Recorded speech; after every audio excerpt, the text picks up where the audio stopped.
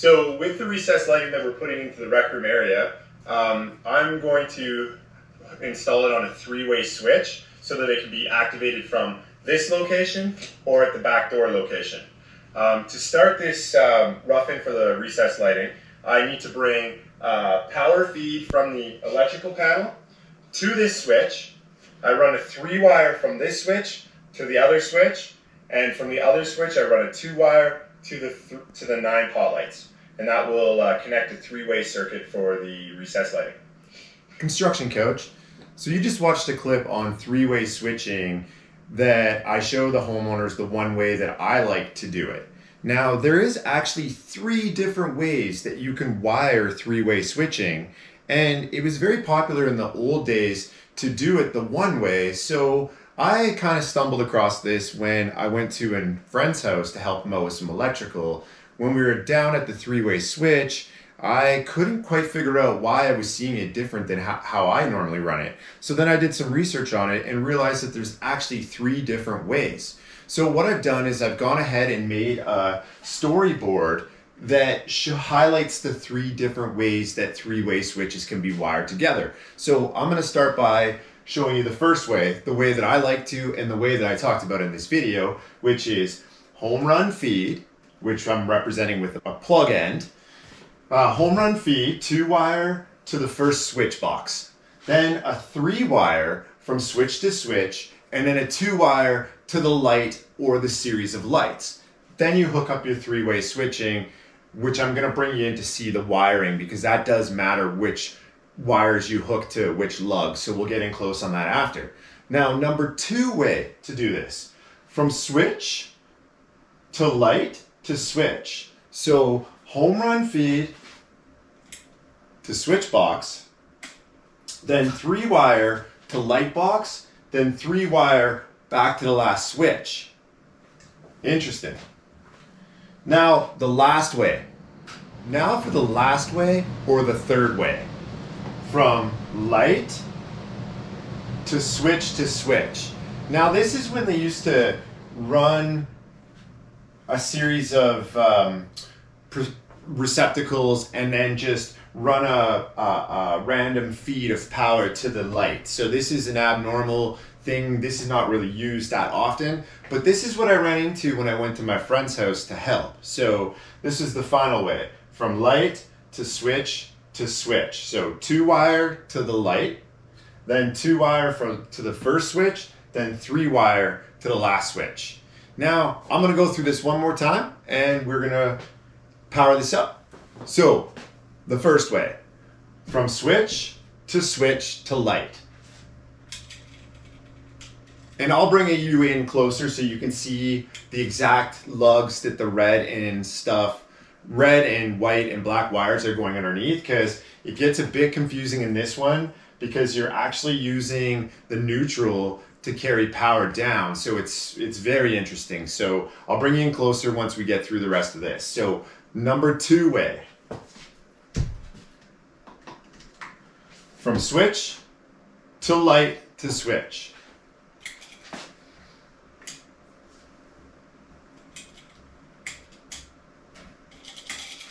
Okay, and the last way, the third way, from light to switch to switch.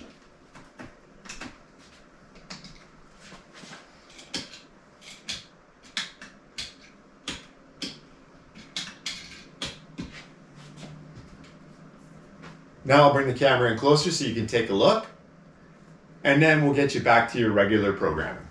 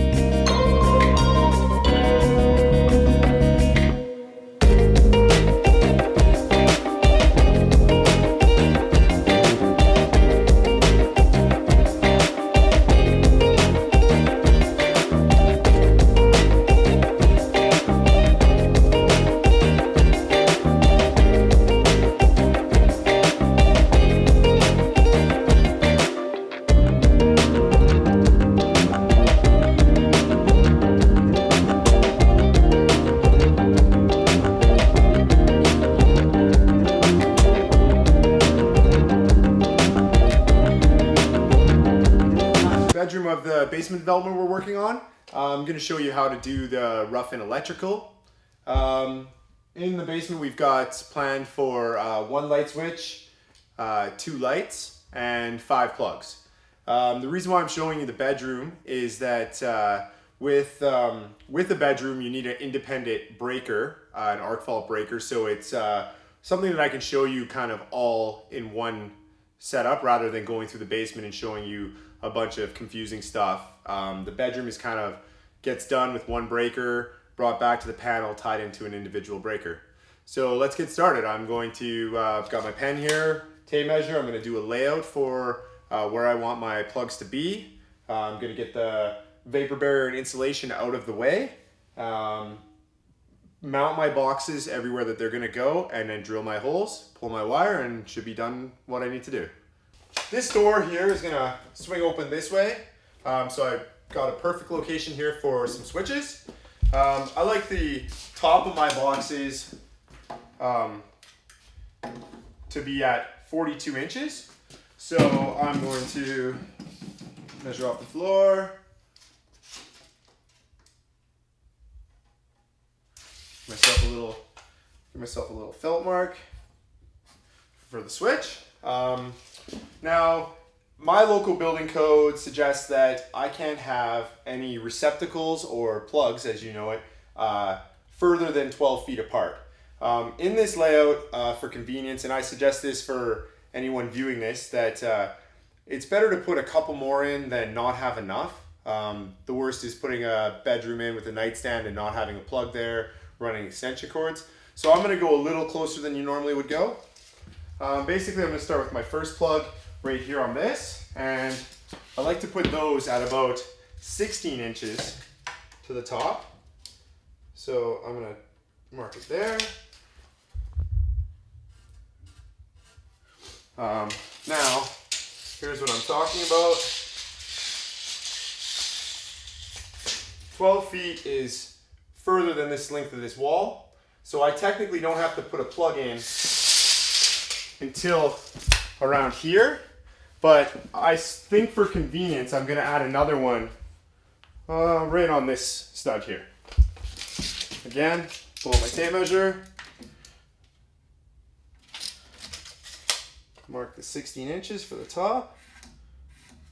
Okay, now through here, because I've got the vapor barrier, we've obviously got to pull this vapor barrier out of the way, get the insulation out of here so that we can do our marking layout and drill our holes. So I need to grab a knife. Okay, so in our electrical layout, we're here at the exterior wall where we've got our insulation and vapor barrier. We need to remove the plastic out of the way as well as the insulation so that we can get the wiring in there. To do so, just grab your utility knife. I like to stay a couple inches off the ground. When I repair this back in, I'll use specified tape to retape the vapor barrier back together so it's acceptable by code standards, and go from there.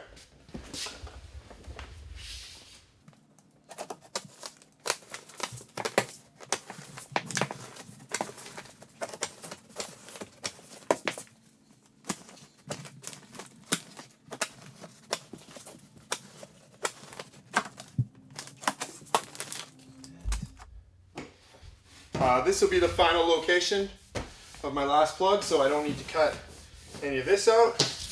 But now that I am flipping it up, I'm going to cut on the stud.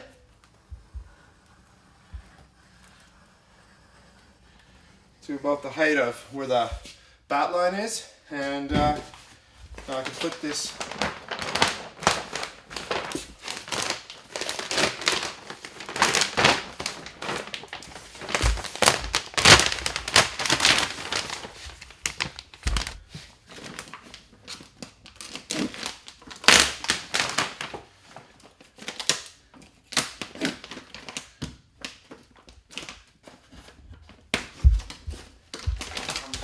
Now that we've got our vapor barrier cut and able to pull up, I just grab my hammer tacker, stapler, and just gonna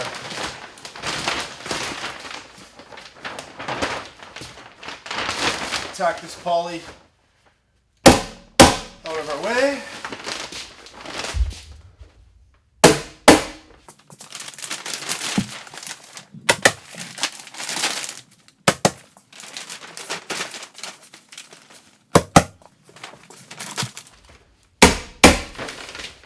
Okay, now that all the poly's up and out of our way, I'm going to remove these bats of insulation.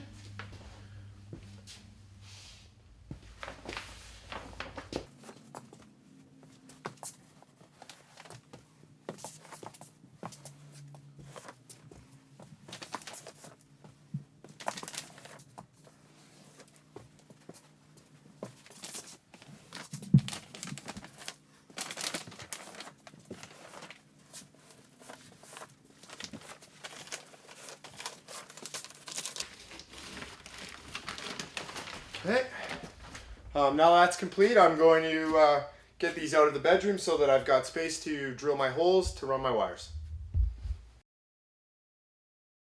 Now that we've got our insulation removed and our poly lifted up, I can finish the receptacle layout. Our last receptacle is right here, marked in the red. I'm going to add another one right here.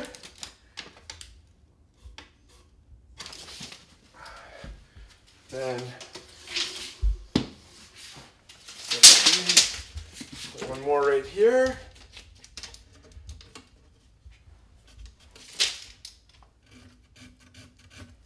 And finish off with one right here. So now that you've got I've got my 5 receptacles laid out, I'm going to proceed with mounting the receptacle boxes so that when I drill my holes, I'm not drilling any holes interfering with where the boxes need to be mounted. Okay, so this is the box I'm going to use for the light switch. It's identical to the boxes I'm going to use for the receptacles. I'm just going to show you a quick review on how to install it. So they've got some holes on the inside so that you can put some screws in on that angle. What I like to do is put the ones in at the top here, so, and one in the bottom. So stick your box on your line, hold it with your thumb. Your drill handy.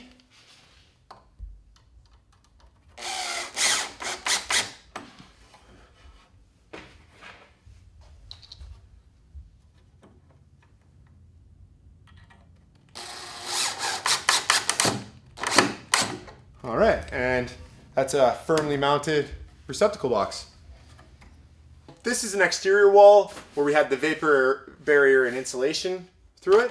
When you're mounting a receptacle in that wall, it needs to be vapor barrier protected in a sleeve as well. So what I do is, this is a poly pan made exactly for this size box. Set it in its rough location and put a couple staples in it, and then come into here. And this is where those inside mounting screws that you saw earlier come in handy, because I could just go inside the box, installing it that way rather than having to try to pull the plastic out of the way to get the screws in.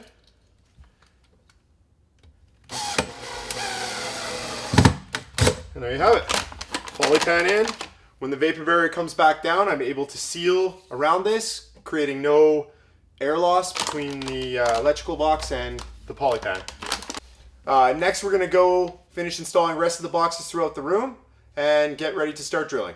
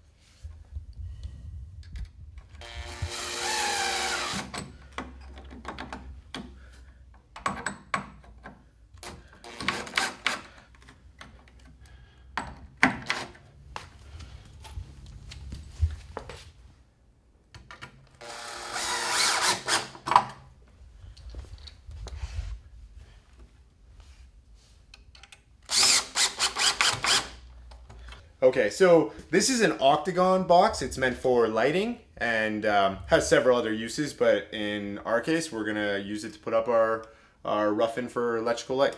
So here's our indicator point, creating from center to center and center to center. So using the same screws as before. Hold up the box on center.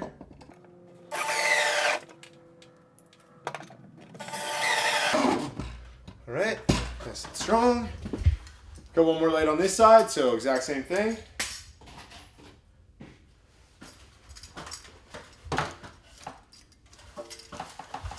Here's our indicator point.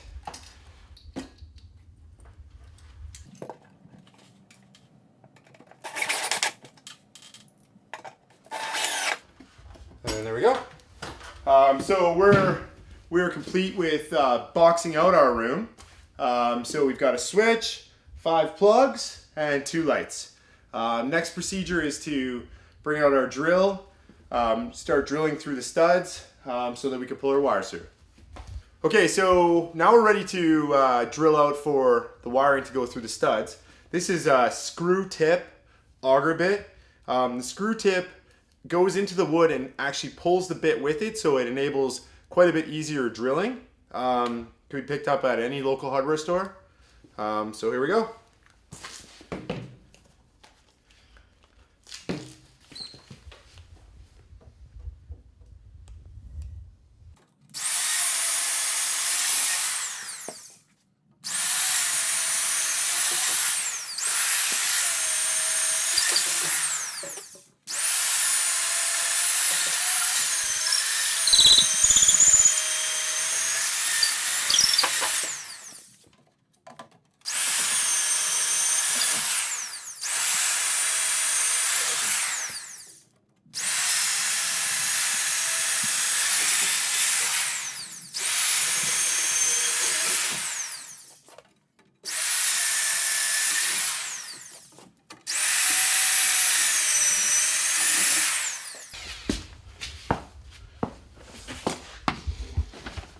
Okay, so now here we have a situation where we couldn't keep drilling because it's going to come into the window. So we're going to drop the elevation of our holes and carry on through.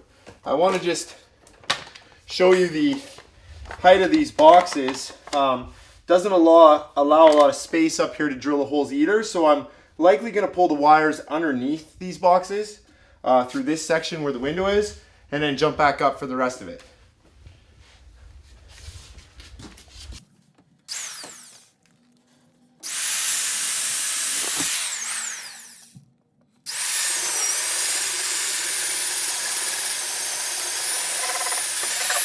Looks like I've hit a nail in there, so sometimes you got to make some adjustments and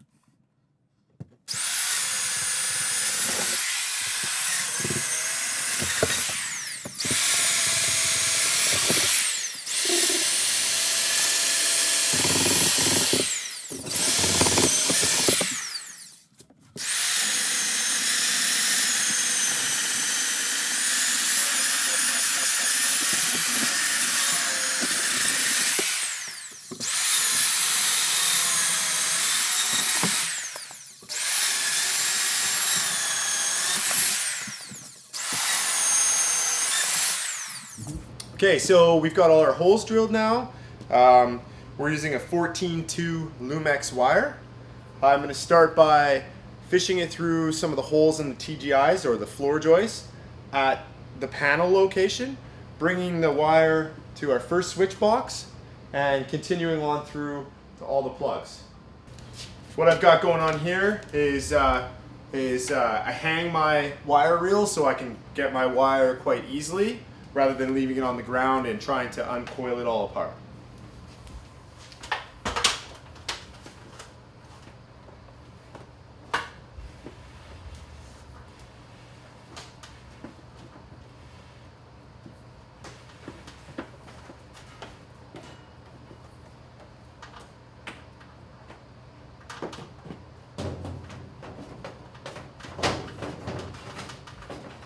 From our wire reel attached to the wall there, I started at our panel, up through a hole in the floor joist, started coming along this joist here. I'm going to be stapling it along this beam, all the way to here.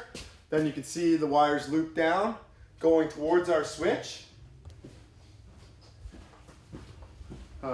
which is right here. I'll at our switch location, keep on following through, and bringing it all the way back to our last plug. Now what I'm going to do is get my staples. These are electrical Lumex staples. Now this has got a S2 on it. That's meant for stapling 2 wires to the stud. This one's got a S1. So in this situation here, where it's just one wire, I'm just going to use a S1.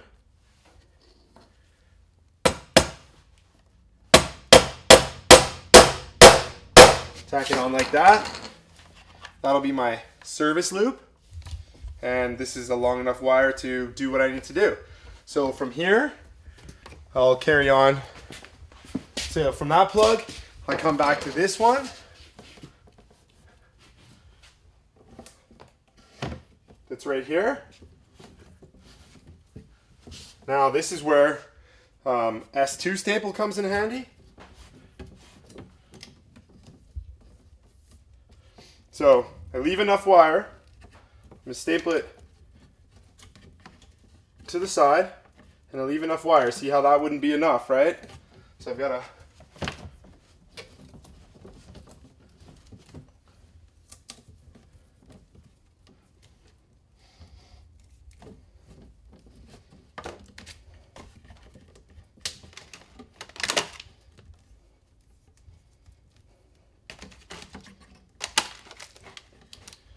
my service loop and my extra wire. So that is enough wire.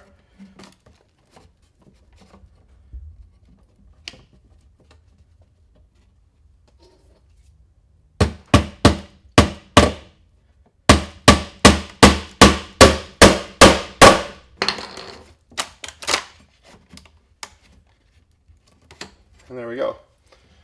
So I'm going to go through the rest of this room, doing the same thing with the stapling, all the way back to the panel to get all the wires neatly tucked into the spaces, and then we'll go through cutting these wires into the box. Okay, so what I'm going to do now is, here's a 14-2 wire. I've got my home run feed from the panel going into the switch. Now I've got my out to the plugs heading that way. Now I'm going to run this wire to the lights and to the second light and back to this switch. So I'll have 3 wires at this switch, one going to the panel, one going to the plugs, and one going to the lights.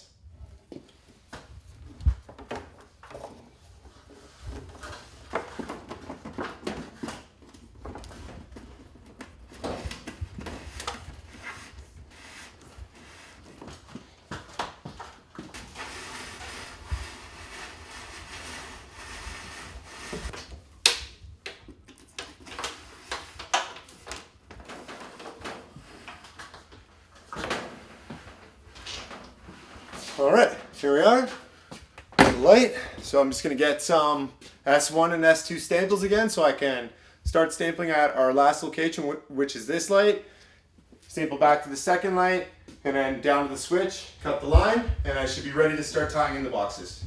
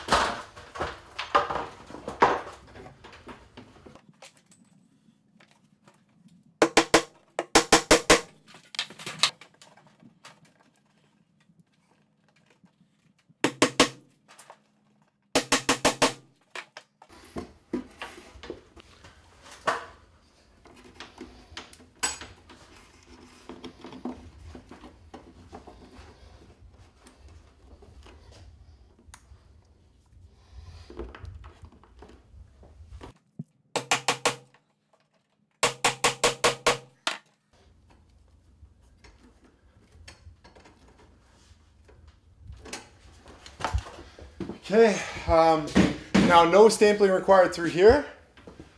Just have to snug up the line. And back to here. Now in this situation, because we got a skinny 2x4, I'm going to use, I've used S1 staples to staple down through here. I'm just going to use a S2 staple and go right over both of the wires, and that way I'm keeping it nice and tidy.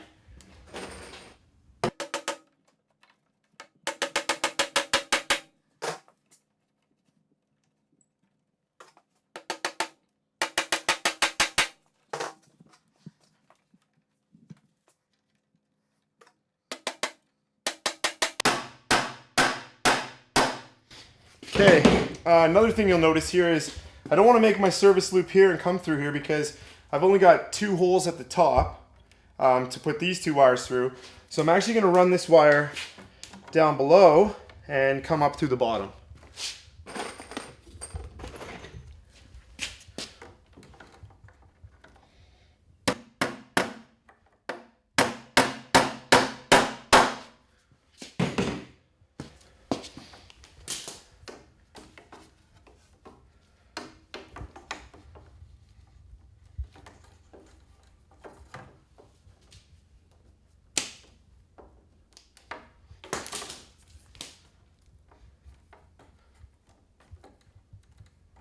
And there we go. So now we're here at the switch box. This has got 3 wires, as we spoke of earlier. One's the home run feed for the power from the panel. One's going to the plugs, and one's going to the lights. Gonna strip about 6 inches of wire. Now, I know that this is roughly 6 inches long, this body of the knife. So I just hold in like that.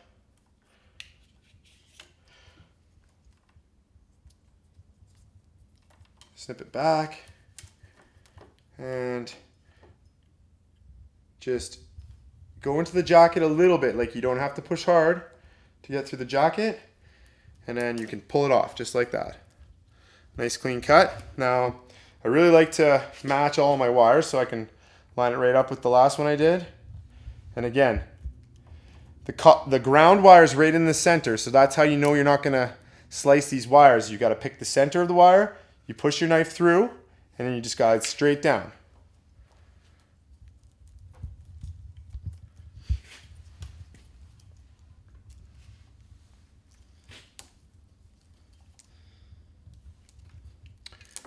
Okay, and last.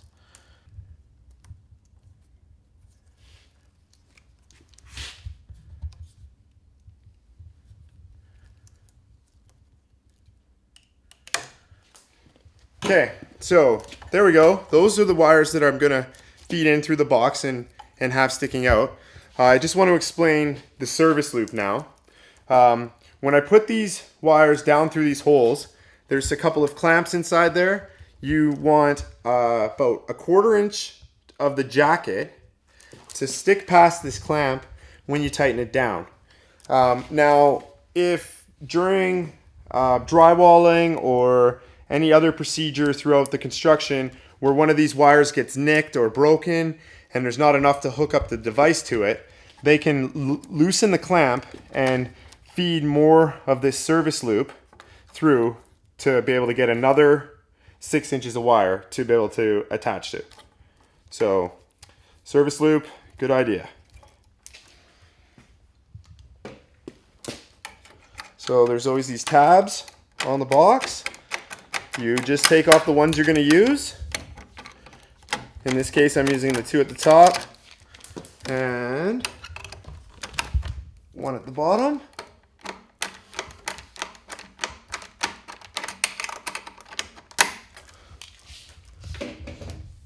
I'm going to start with putting this bottom one in since I'm down here.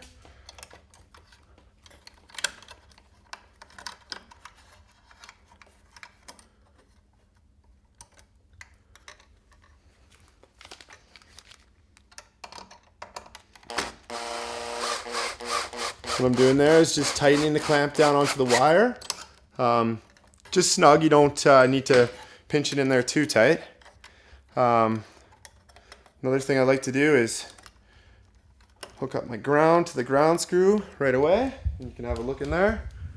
So you can see right there I've got the 3/16 to 1/4 inch of jacket sticking through, and I've got my copper bare line, the ground wire, on the ground screw.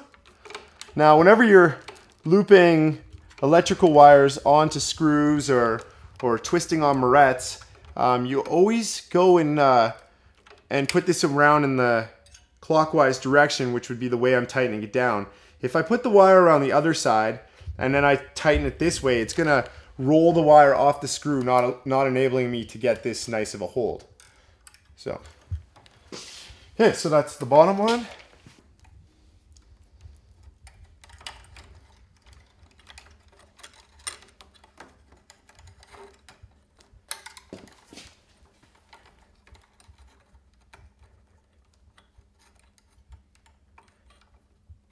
Okay, get those sitting equal.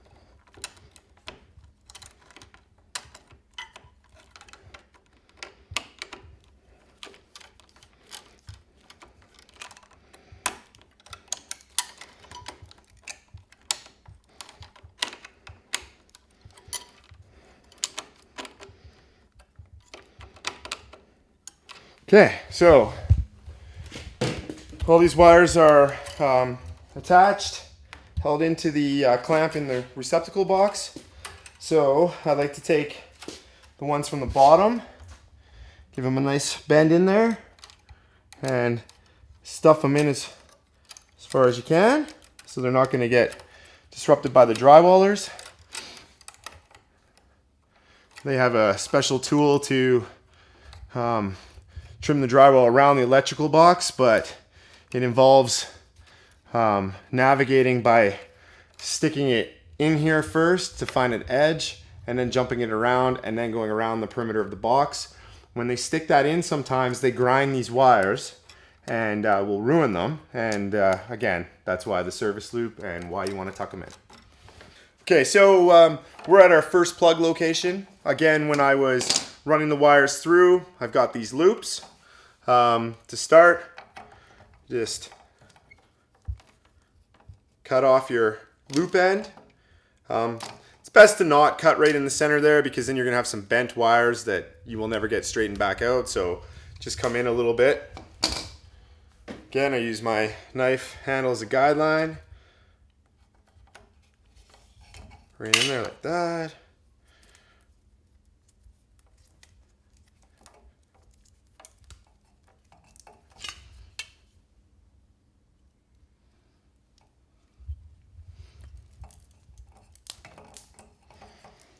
Line it up again with the other one.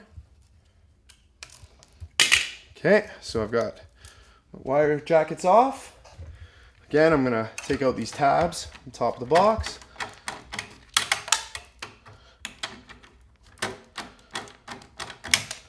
Okay, so basically this wire here is the one from the home run feed. This one is going to the next plug.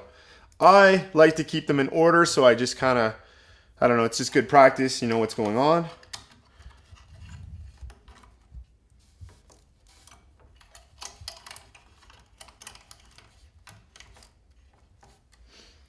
Fish them through.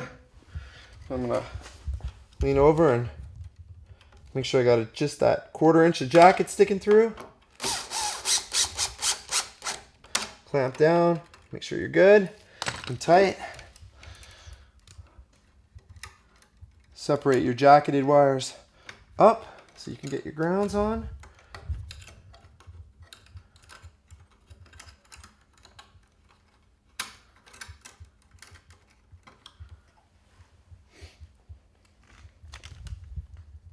And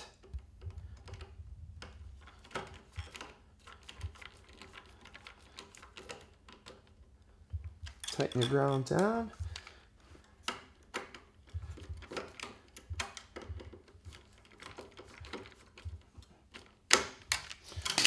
Okay, take your wires.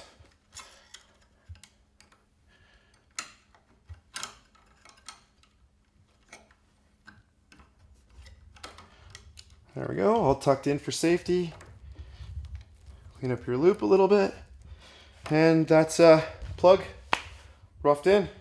Okay, now we're gonna go through running low voltage wires, coax for cable, Cat5 for telephone, speaker wires, all sorts of various low voltage wires. When you're running a low voltage wire, you don't want to share holes with regular electrical. If you take your coax line and your Cat5 line and I went through these same holes, the power current that runs through the wire will interrupt with the current that's supposed to go through these wires. So you generally keep them running in their own holes.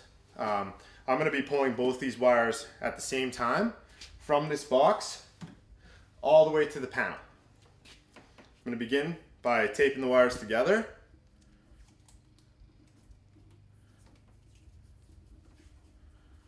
That way they run smoothly together.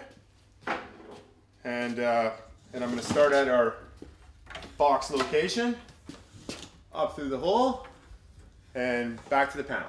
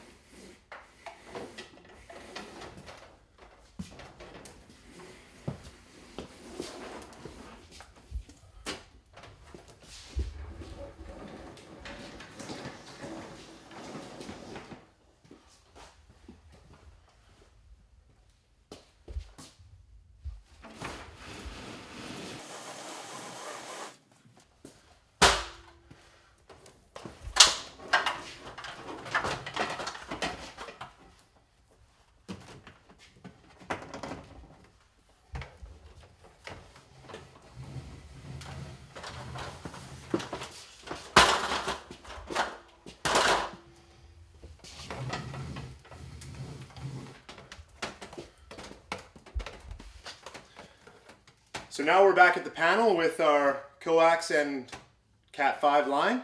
I like to make sure I have ample amount of wire.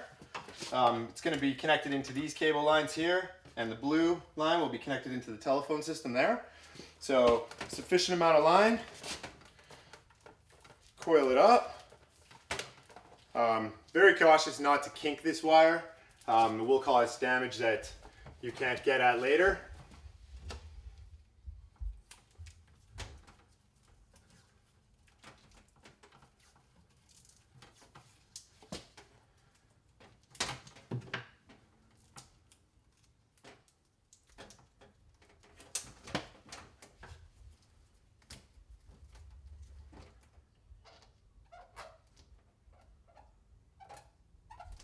All right, so bedroom cable telephone, rec room cable telephone.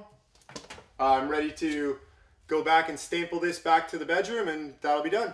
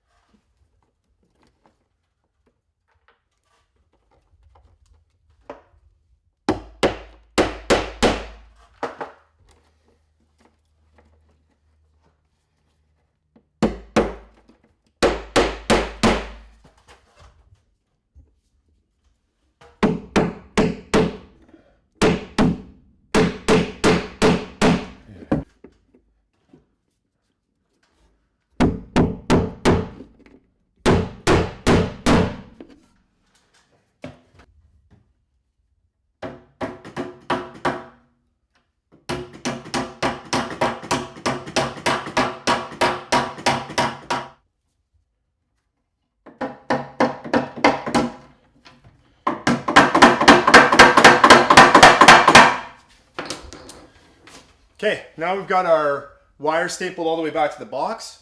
I'm going to want to leave extra wire before I cut it off.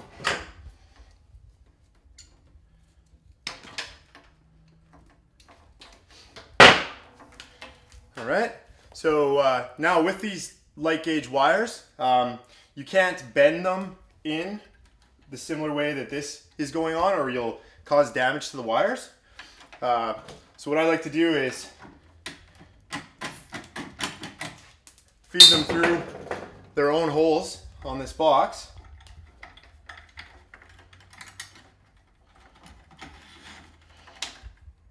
Bring out the end. Tape it together.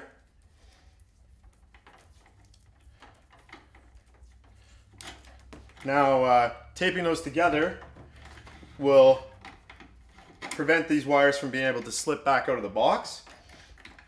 So what I do is one bend to get it in there, and then you've got to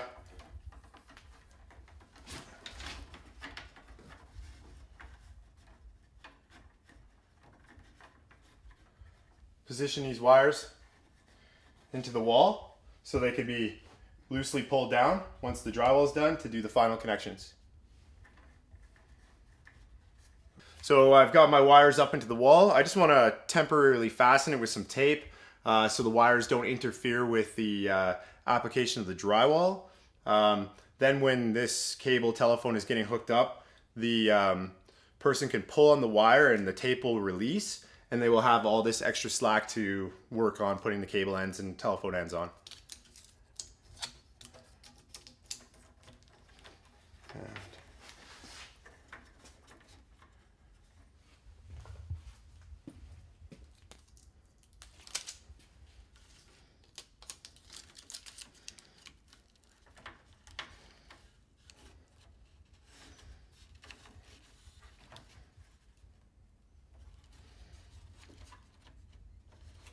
Okay, now that I've got my wire taped in here roughly into the position, I'm just going to show what will happen inside the wall once the workman puts the ends on this TV telephone line.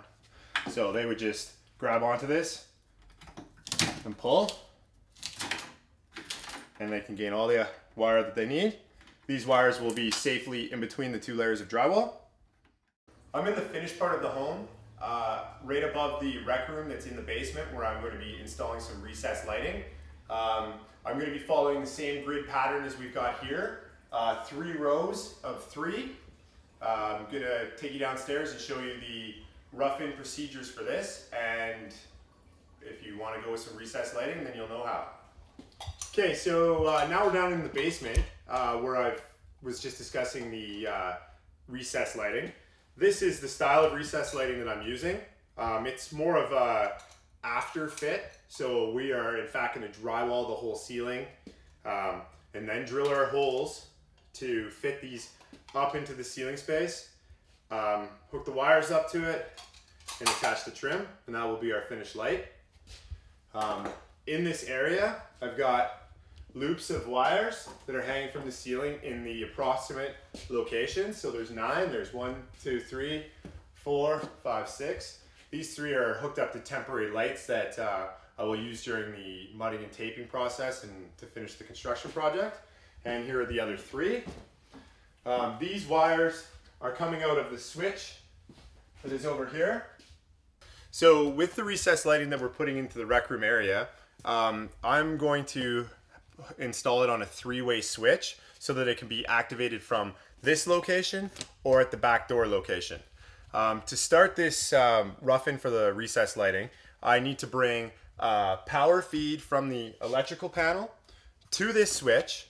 I run a 3-wire from this switch to the other switch, and from the other switch I run a 2-wire to the 9 pot lights, and that will connect a 3-way circuit for the recessed lighting. Okay, so I'm at the back location where the 3-way switch is going to be installed.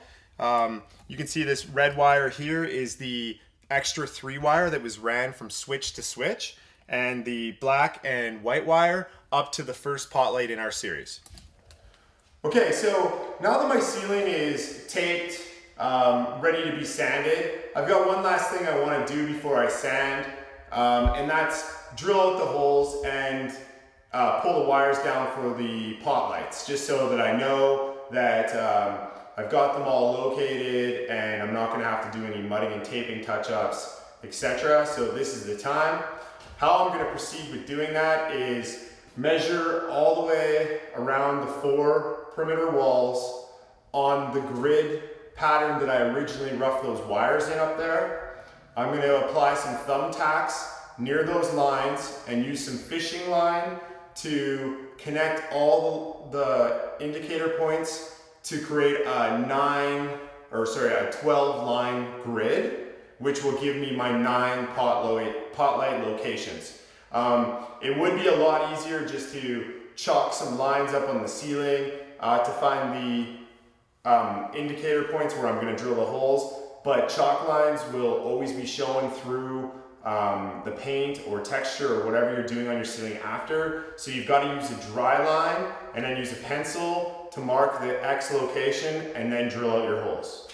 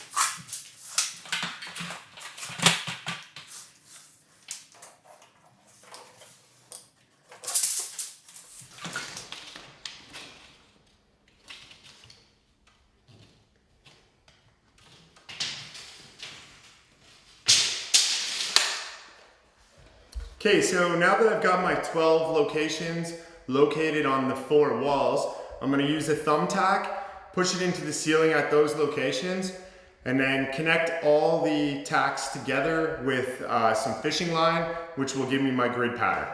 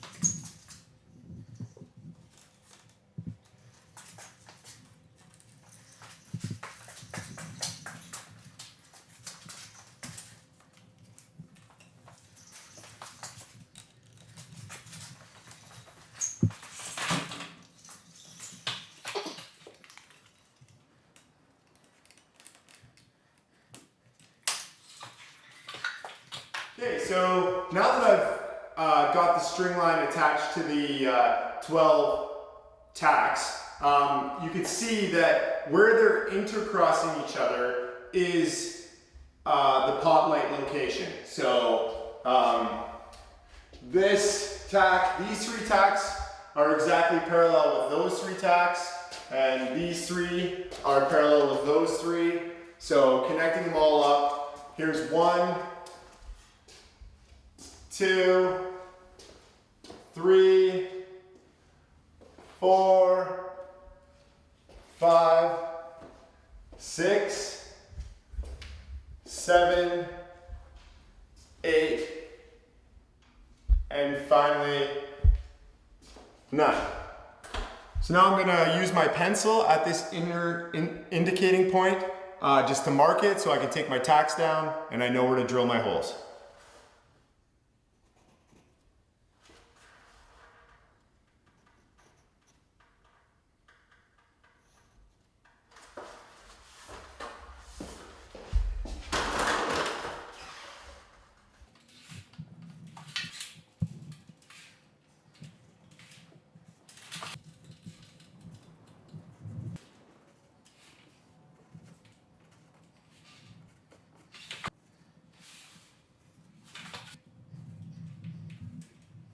Okay, so now that you've got your 9 indicator points marked out for where the pot light wire should be, it's time to grab your cordless drill with your appropriate size hole saw that matches with your pot lights.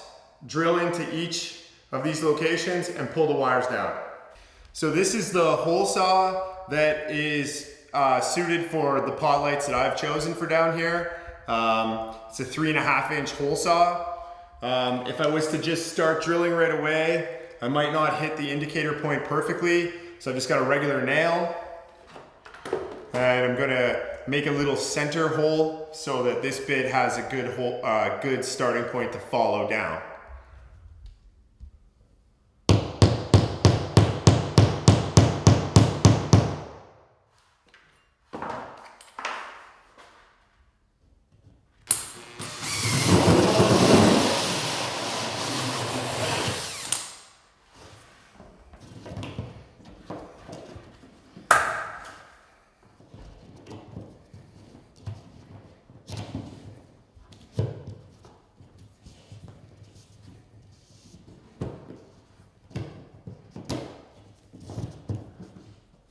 There we go. There's my wire for my pot lights.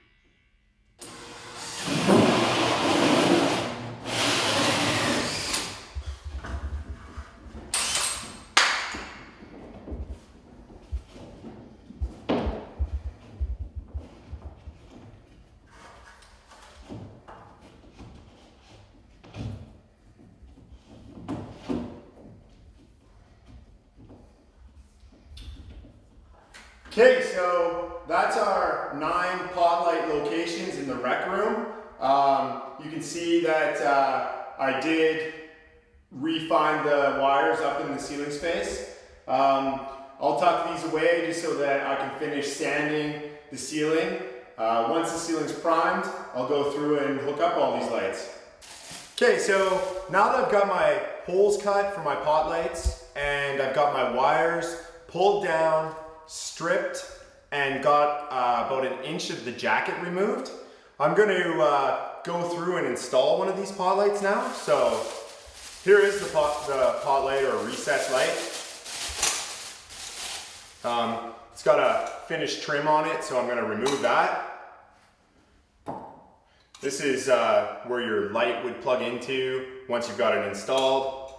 These clips that are inside here are what helps it hold into the drywall when you put it up there. So you get your wires in through the back and then you stuff it up. And then once it's in perfectly, you push those clips down and it'll hold the light in position. So now you can, on this light, you got access panel either on left side or the other side, the right side. I'm just gonna use this side. Pull out your wires. I've got a ground wire and my hot and neutral line. So I'm just gonna match up my white to my white and my black to my black. Twist on the morettes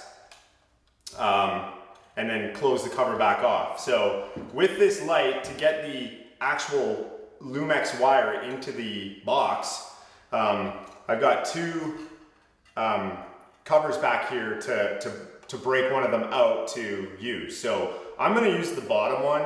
So you just bend it down, back and forth a bit.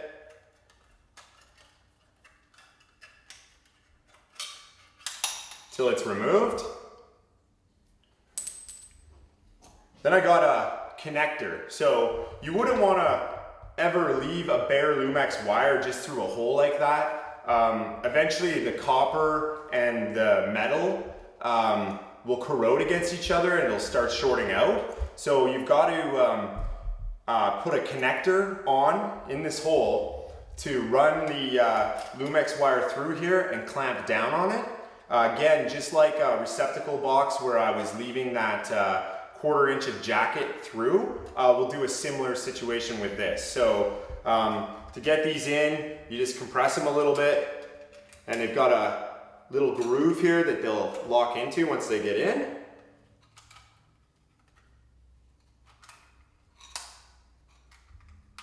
Okay, so I gotta, sometimes they're not perfectly circular shapes, so I've just got to give this one a little help.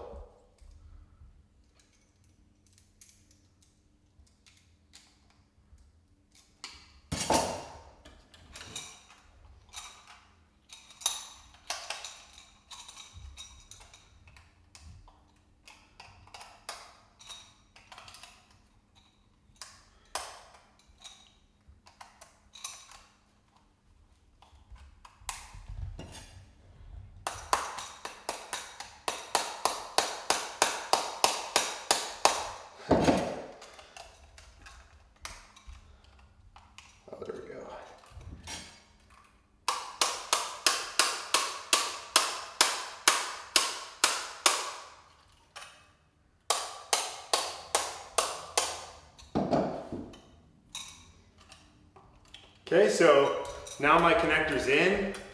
It's nice and tight. You can see when I tighten this screw, this metal piece is going to close up on my Lumex jacket, which I'll show you next. Okay, so you can see I've got my connector in there.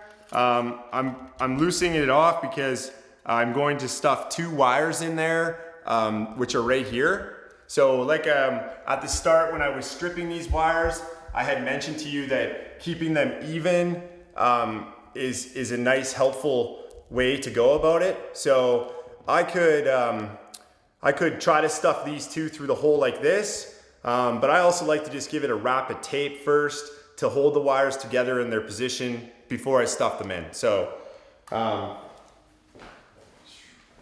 got my electrical tape right here.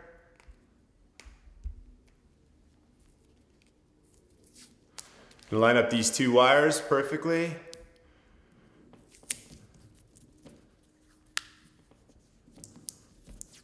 Just a couple wraps to hold it. Okay, now I'm ready to bring up my fixture. Now when you're pulling stuff through, you just want to be gentle that you don't nick your wires on the sides of the steel or anything like that. A little too tight.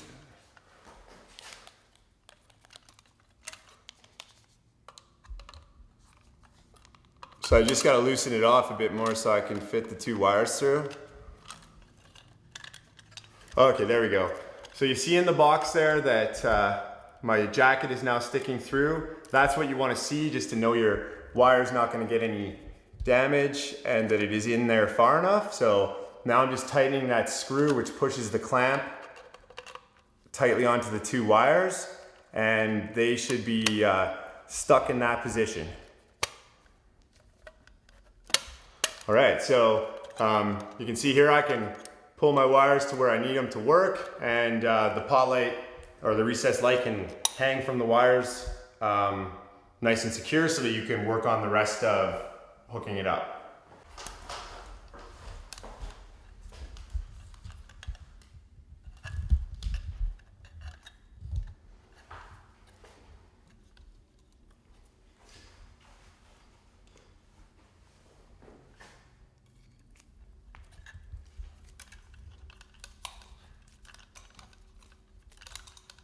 So whenever I'm twisting wires, again, I'm always going in that clockwise motion because that's how the moret is designed to go on. You're always twisting wires in a clockwise motion so that when you put your morets on, they're also going in the same motion. So I usually just start by twisting my two Lumex ground wires together, and then I'll wrap this one nice around it. So you can see that that's not really ever going to come apart. Then I'll take a moret. This moret itself is sized for 2 to 3 wires. So you can see that I'm perfect with this situation. Stuff your moret on, put ample pressure downward, and begin to twist it until you can see it climbing down the wire. Now, you definitely got to keep good pressure on it as you're turning it. Now that's max turning, like I wouldn't want to strip it or anything, but you can always test it after by pulling at it to see if it's held down. Now, an extra step that I like to do, it's maybe a little over excessive on the ground wire, but just to make sure that these hold when I go stuffing them back into the box, I just throw a little bit of tape. Oh geez. Throw a little bit of tape on there, and then I know that when I'm stuffing them in the box that it's going to stay where it needs to. All right. So I'll just begin with my neutral. Trim those a little shorter.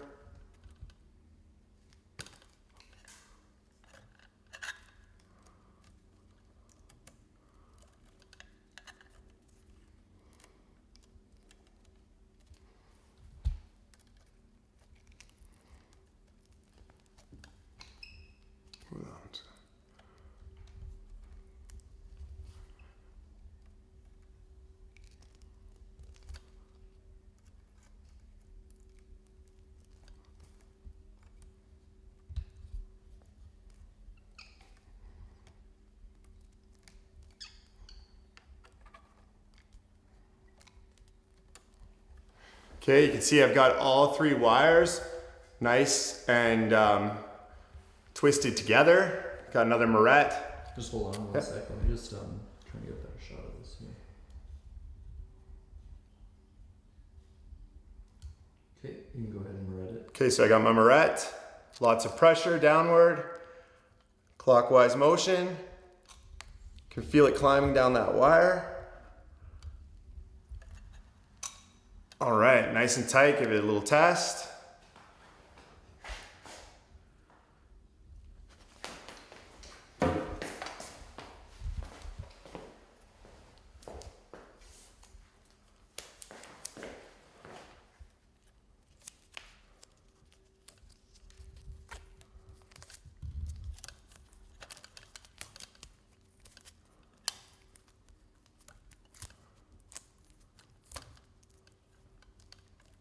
Okay, nice and secure.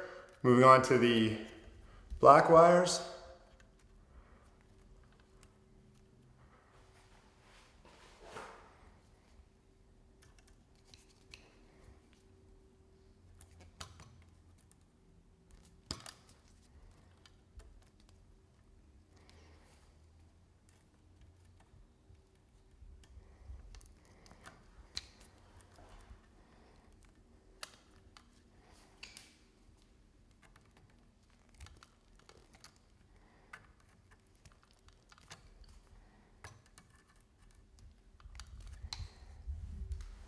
Got those twisted nice.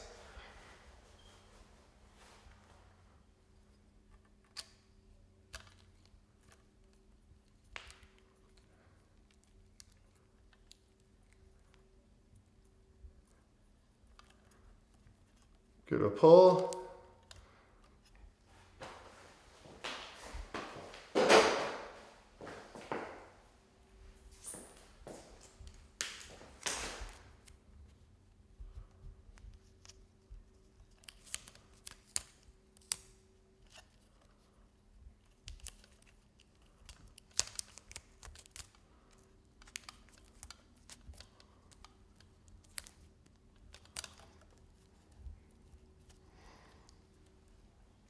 Okay, so all my 3 wires are all twisted together and moretted off.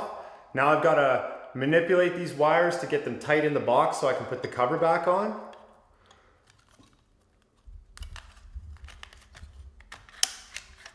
This is where taping them really helps because then you know your moret is stayed in position.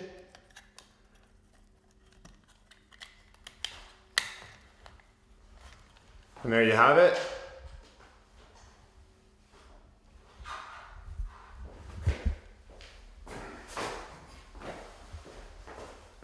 And here's my final cover again. In the slot, click down. So this is finished wired up, ready to go. So now I'm going to push it up into the hole, make sure the wires are feeding down through the floor joist, and then pop these things into position. When I stuff the recessed light up into the hole, the way that it holds firmly in the drywall and why it was so precise to make these holes the exact size is that inside, once I've got it up, I've got these 2 tabs on the inside. When I get it up in the hole, I push these tabs down and it brings this tab all the way over and presses against the top of, or the other side of the drywall, keeping the pot light or recessed light in position. So start with those in the down position. Bring your light, or grab your wires, see which way they're gonna go. I can feed mine back down that way.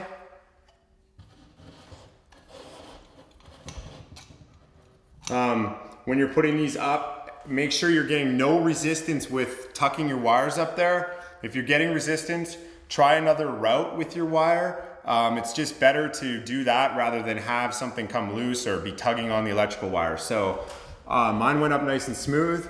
Just gonna pop it the rest of the way. So you can see there that I'm in, perfect. So now all that's left to do is to push these tabs, and this last push with your finger as hard as you can locks it in tight. All right, so both of those are locked down, and that's installation of recessed lighting. I'm in the washroom now. I'm going to hook up the light switch, switch to the fan, and the GFI outlet. So to begin with that, I'm gonna pull out all my wires from my rough-in. I've got these moretted off because of temporary power that I had to provide for lighting when construction was going on down here. So I'm just gonna pull all of it out, show you what I'm gonna do. So I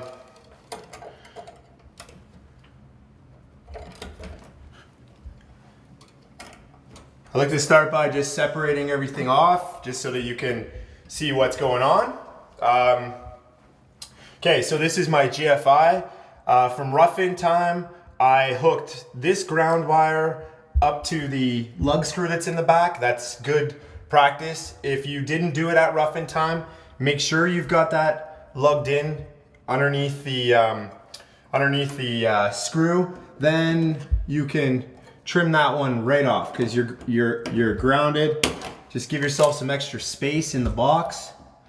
Now, this ground wire is actually going to get hooked up to my receptacle onto the ground screw.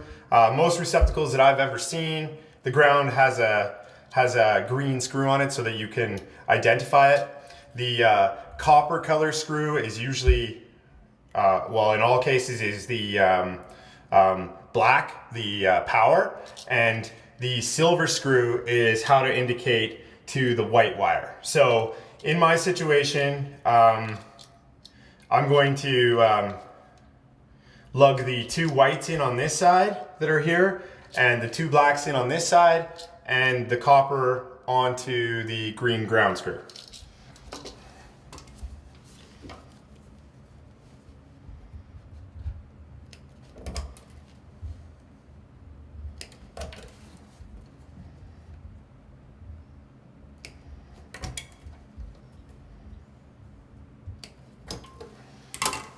Okay, start with my two whites.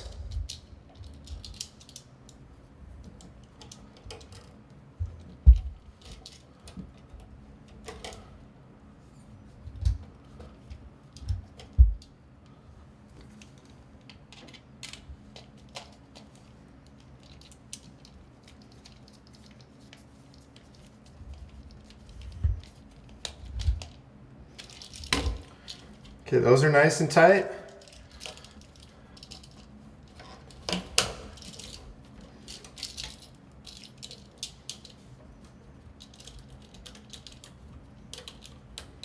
These ones are a little long.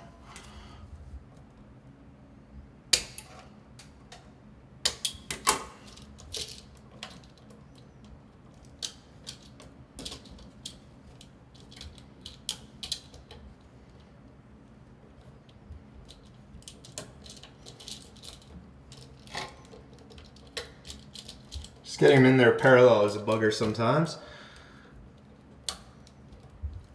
There we go.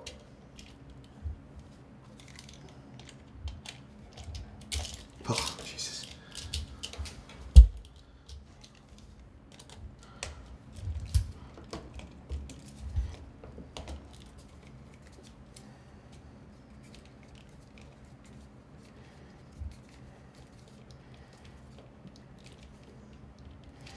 Okay, so my two blacks are hooked up. Now the ground.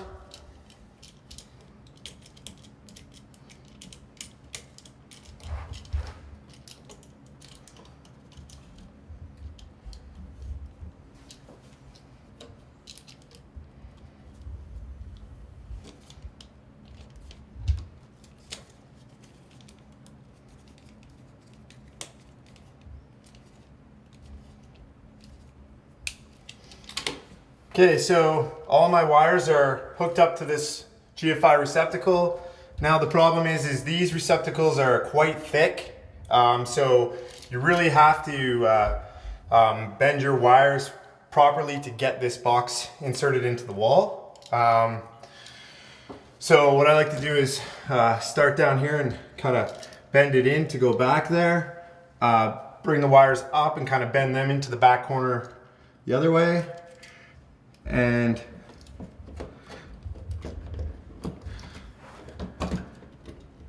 press it in.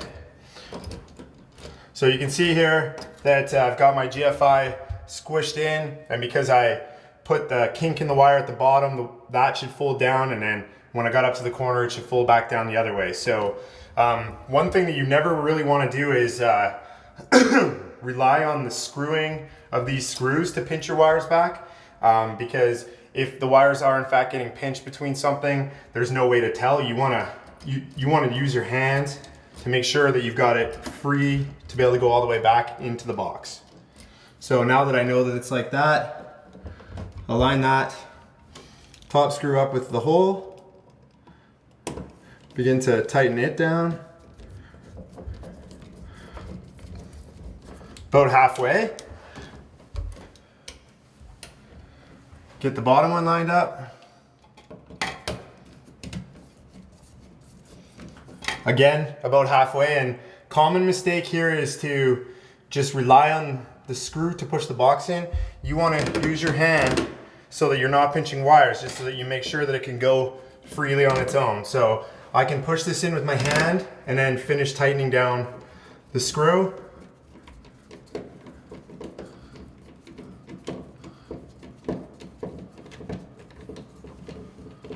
Okay, so that one is finger tight. The top is not, but you can see that I can get that in freely.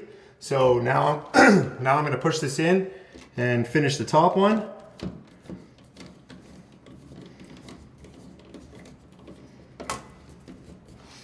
Okay, that's looking pretty good. Now on these two screws that attach to the block, there is a wider hole cut into it so that you can level your receptacle before you tighten it down. You see how I've got this movement in it still. So I've got a fairly keen level eye, so I'm not going to pull out a level, but if you need to, you can put a torpedo level on the side of it before you tighten it down. That's looking really good to me.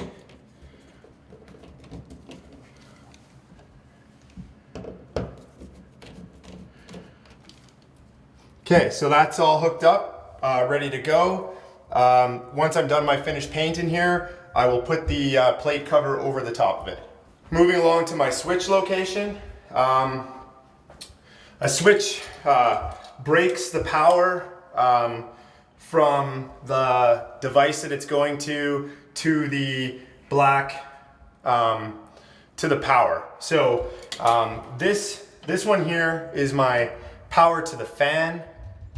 One of these here is my power from the panel, and the other one is the power up to the light. So what I need to do is I need to take this power and split it off to be able to bring one to the switch for the fan and one to the switch to the light. So in a switch location like this, you would typically take your 3 whites, connect them all, one to the fan, one from the panel for the power, or from the last device, and one up to the light. So those all get connected together so that there's no just connecting the circuit all together.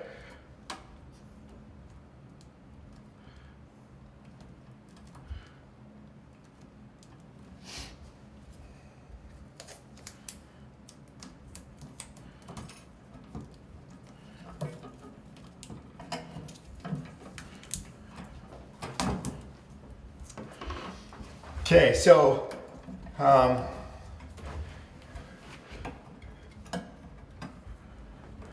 here's all my grounds too.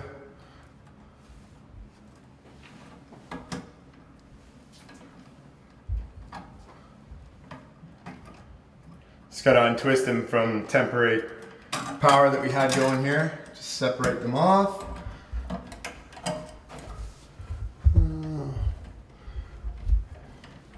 And one of these is extra, so it can get trimmed off back at the box.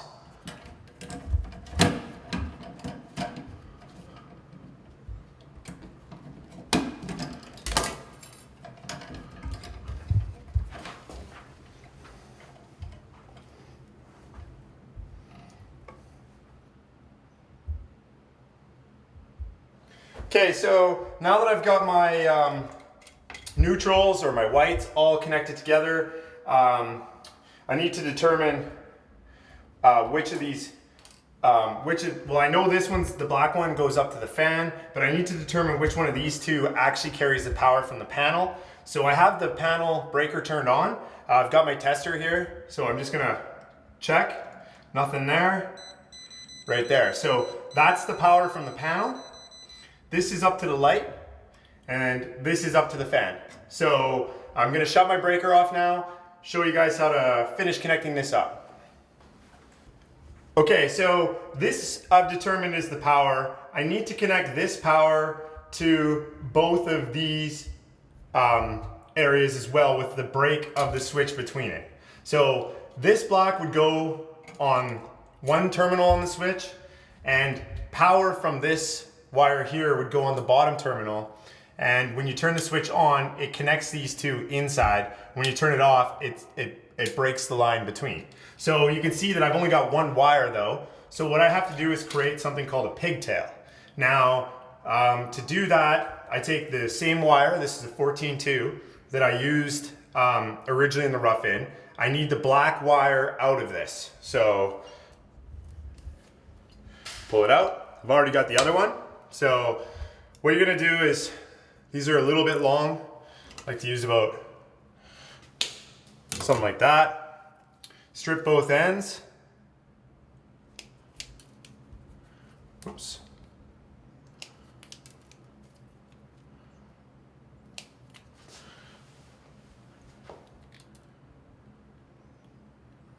Just like that. Now this is my hot. So I'm gonna moret these three wires together. So I group them all up evenly.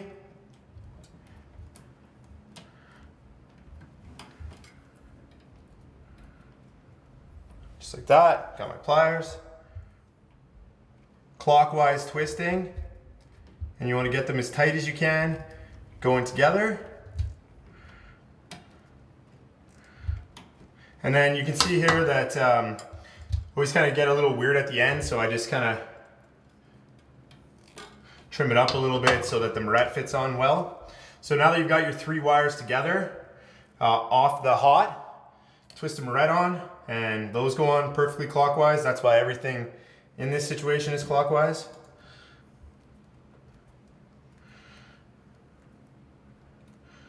Okay, so there you go. So now I turn the one hot into two. So you can see here that I need on the switch for my light, I've got my hot, and then I got my power going up to the light. So when these make a connection internally in the switch, the light is going to power up. Now on this side, I've got my hot from the splice that I've made going to the hot on the fan, and that's going to turn the fan on. So the white ones are no longer necessary. So I'm gonna get them tucked away.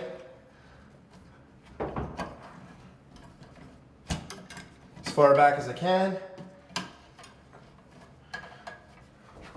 I'm gonna grab my switch now.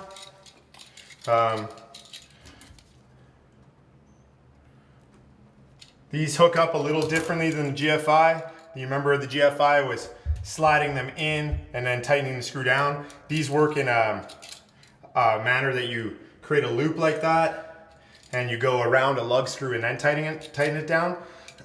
Because I'm going to be tightening this screw clockwise, I want to make sure that I loop this on clockwise. That's very, very important. If I loop this on backwards and I'm turning it clockwise, it's going to actually spin out and flop off. So I'm turning this screw clockwise. This wire needs to go around that screw clockwise.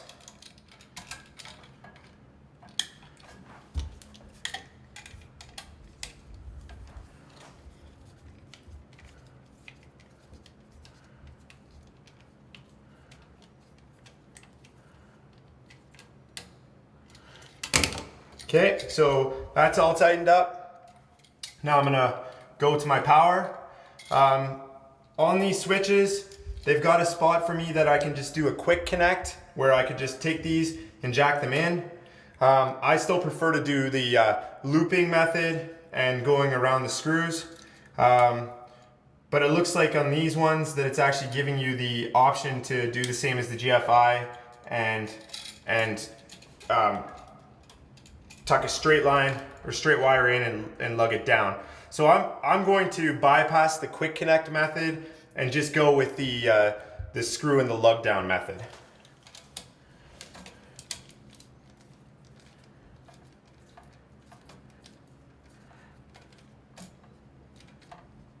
Now, in this situation, it doesn't matter if I put the one to the light on the top or the bottom.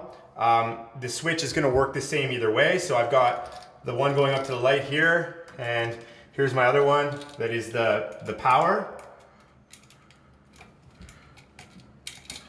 On.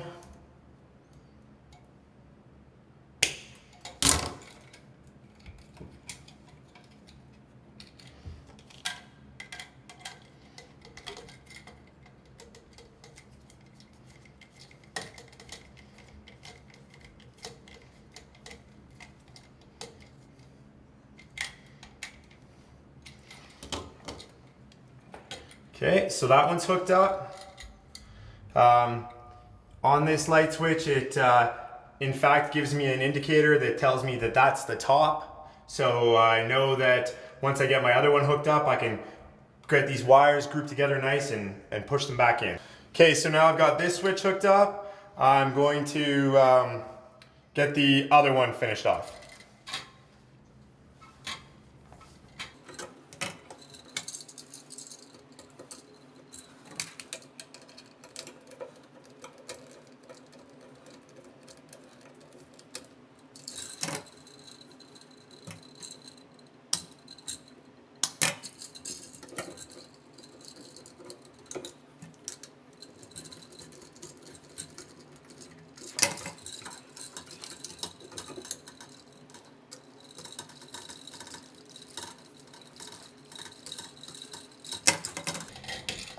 Okay, so both these switches are hooked up now. I'm just going to play around with the wires and try to get them in the best, get these wires bent in and stuffed in the best possible way that I can.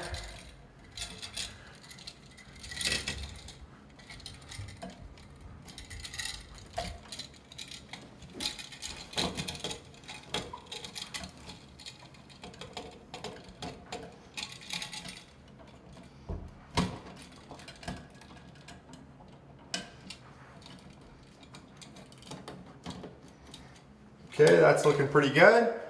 Just gonna start these screws.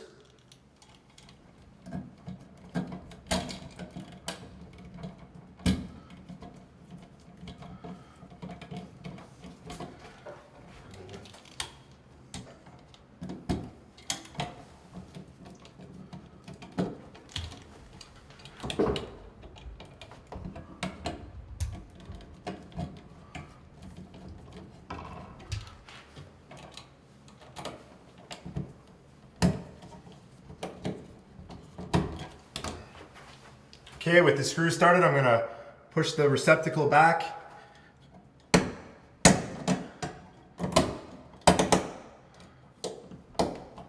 that one's gonna go freely.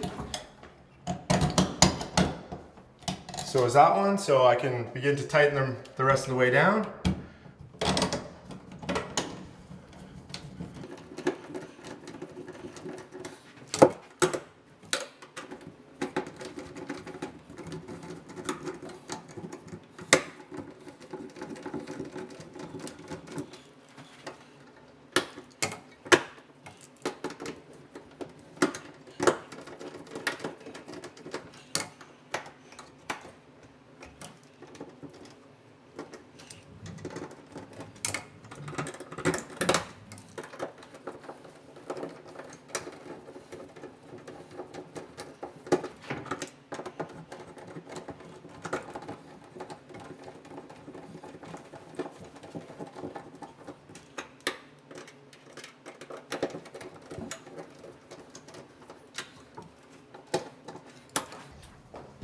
Okay, so I've got both my switches installed and my GFI installed.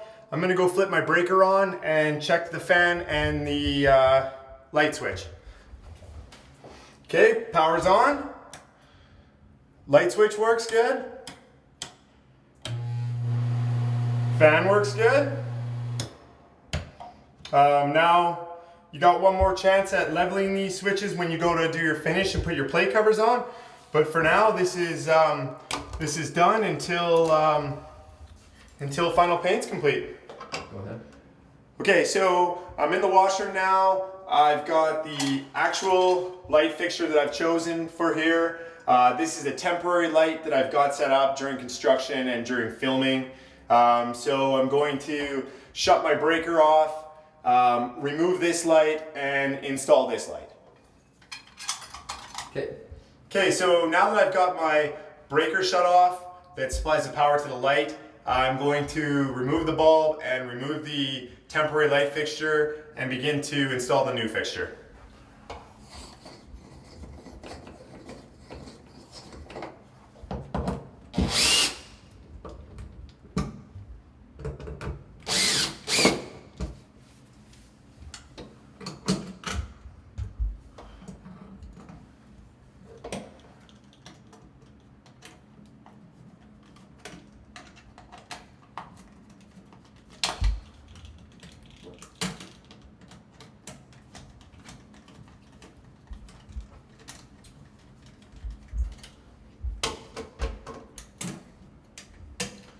Okay, so my temporary light fixture was one where you looped the wires into a half loop and lugged them underneath some screws.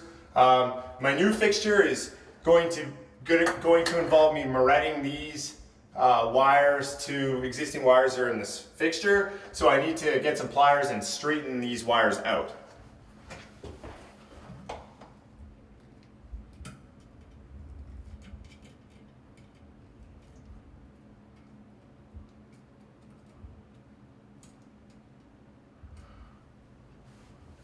Okay, so those are straight. Don't know if you can see in the box, but I've got my ground wire already lugged on the screw that's in the box. I'm gonna need these two screws to mount the mounting bracket that comes with my light. Here's my light. This is the mounting bracket that they supply. It's got these two finger nuts that are on the front. I'm just going to remove those.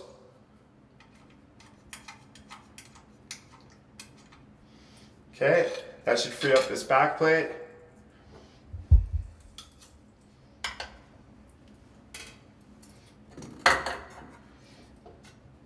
Okay, so I'm going to install this plate up into this box and then adjust this to make these two lugs perfectly level, which is what the light fixture has them mounted as. So I'm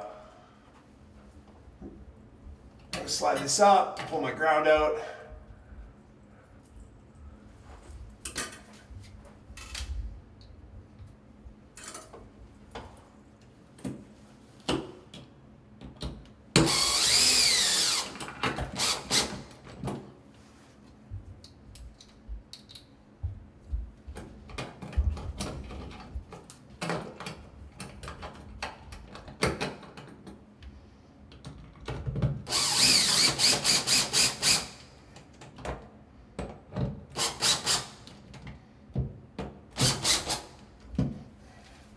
Okay, so that's mounted in there. So position this plate so that these two bolts are sitting level. Right here is my ground screw. So I can right away loosen that up a bit.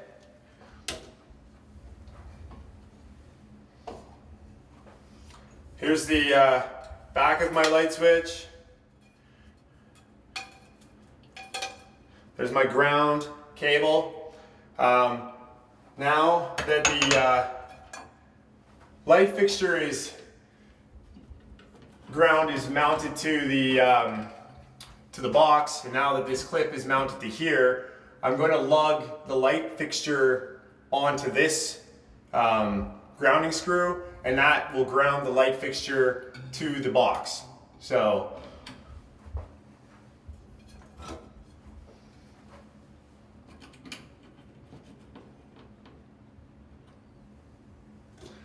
again, if you noticed, I wrapped that wire around clockwise.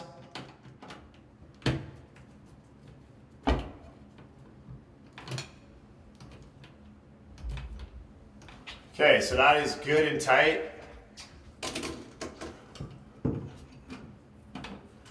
Bring my wires down to where I can hold them.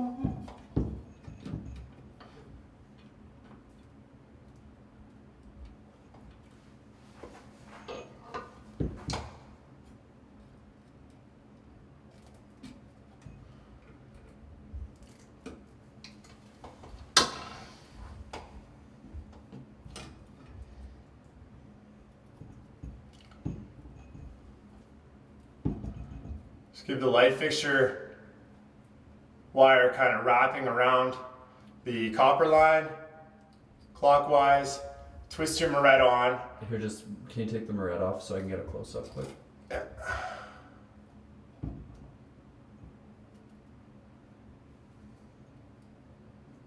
Okay, good. Got my moret. Gonna twist that on in a counterclock or clockwise position. Give it a tug. Seems good.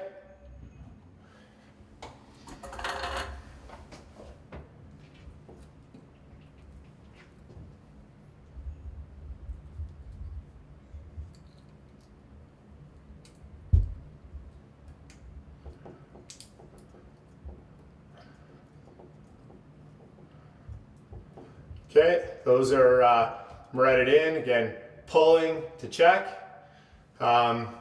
Now, got this wire right here. I am going to twist my two ground wires together.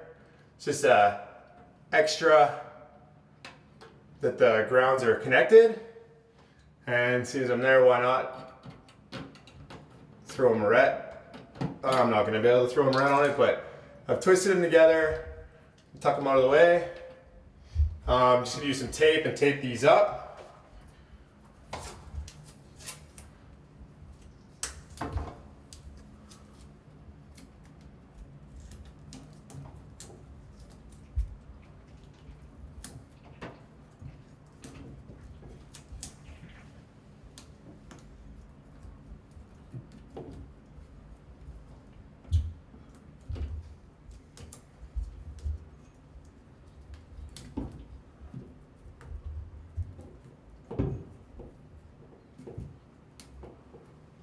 Okay, those are all taped up. I'm gonna begin to lift the light fixture up into position. And these wires are gonna sit in here, which will be hidden by the plate of the light fixture.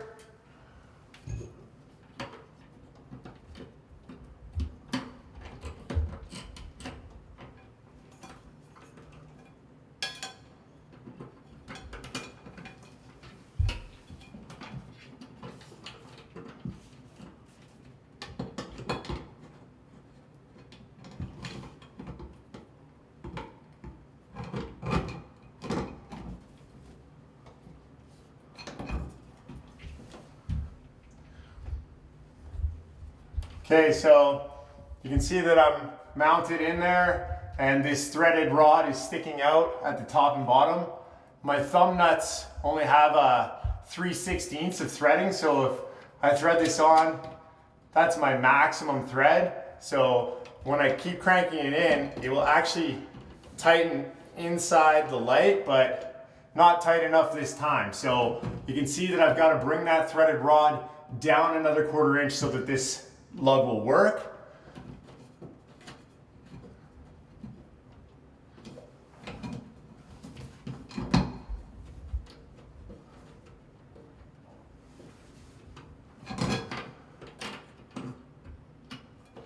Okay, so they do that because if my box wasn't in the correct position, which it is, that I could still have long enough studs to make this fixture work. So I'm going to screw back this nut and lock washer to the distance that I want to bring it down. And I'll screw in the threaded rod down to that height again, which will reduce the length of the rod.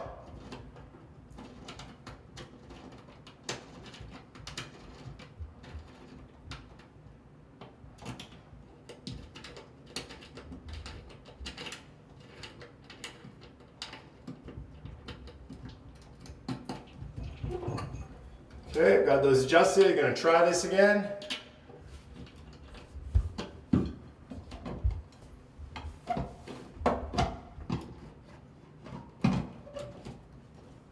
Okay, you can see that I've reduced them down, that they're just barely poking through.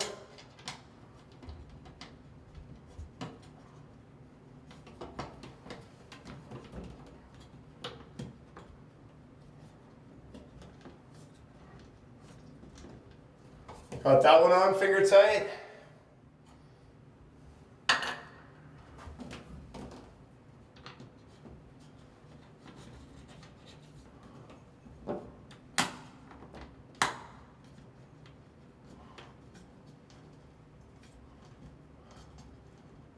Got that one on.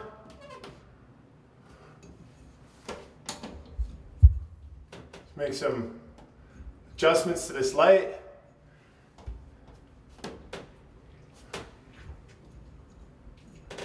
Okay, so I've got the light up there.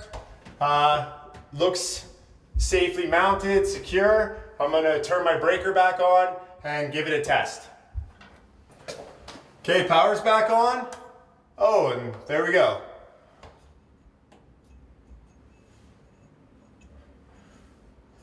Finished light fixture in position. I don't much care for these labels that are on here.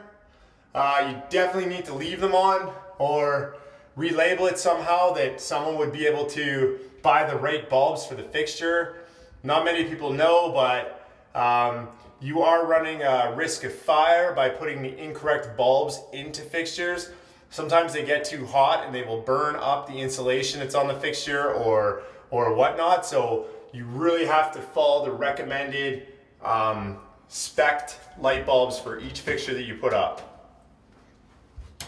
Okay, so I'm at receptacle location. Got my receptacle here.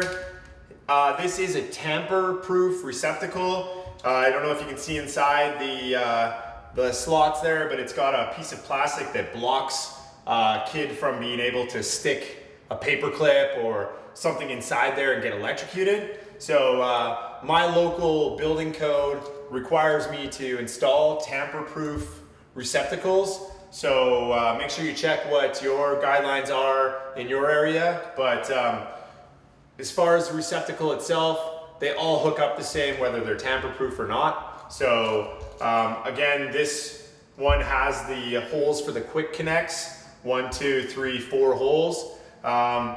If you are going to use the quick connects, you strip your wires about 1 inch long and you just jack them into the back, and then they're not supposed to be able to pull back out.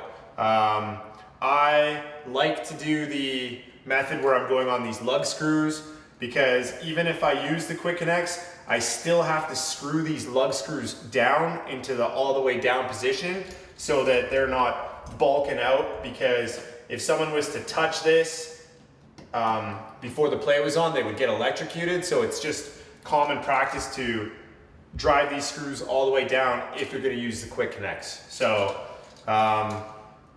again, I've got my there we go. I've got my wire going into my plug, and I've got my wire going out of my plug to the next plug. So at the rough-in stage, I grounded this wire to the box. So I'm going to trim it off. Just get it out of the way.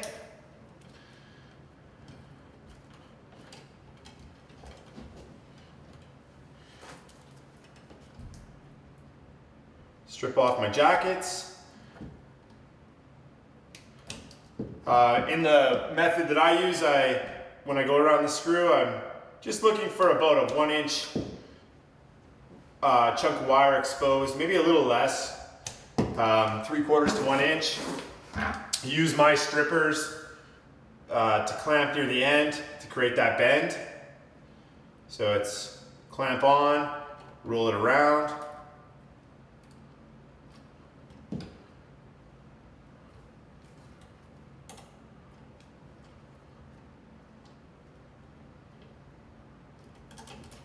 Okay, so I've got those bent, then the ground. Okay, so I've got those all bent how I like them. I'm going to start with the ground screw, which is the green one. Loop it on clockwise and tighten down. Silver screws, I know those are for my white.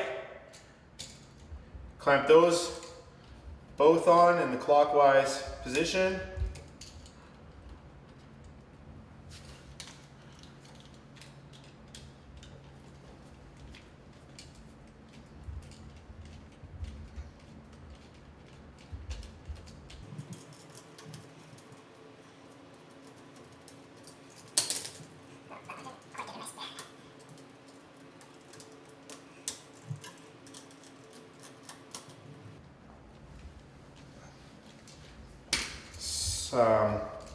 Put the plug over, attach the black to the copper screws.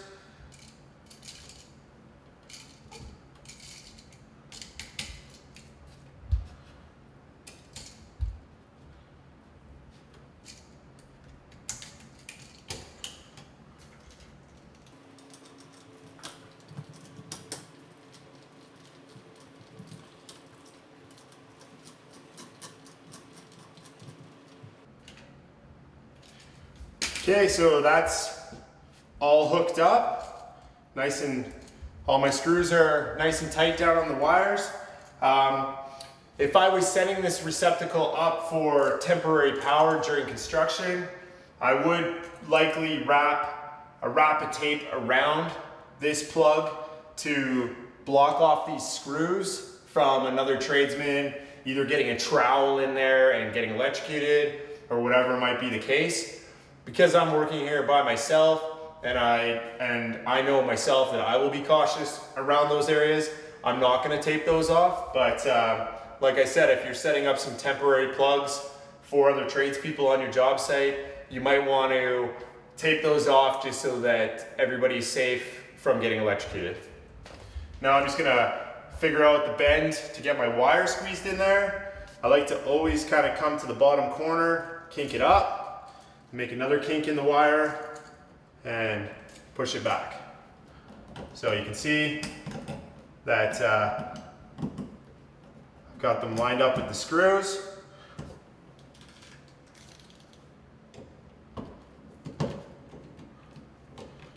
Just get the screws started.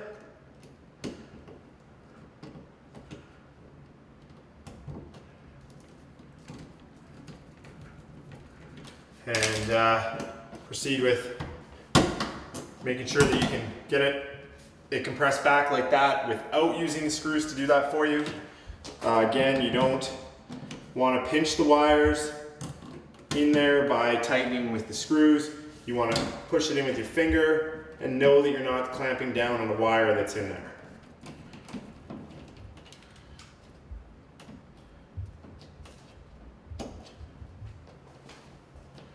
Just adjust your receptacle for level.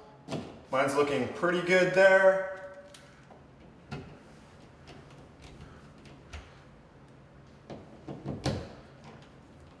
Just finished tightening down on it. So this is good. Now once the 2 coats of finished wall color go on, I will come in after and put the finished plate over top of the receptacle.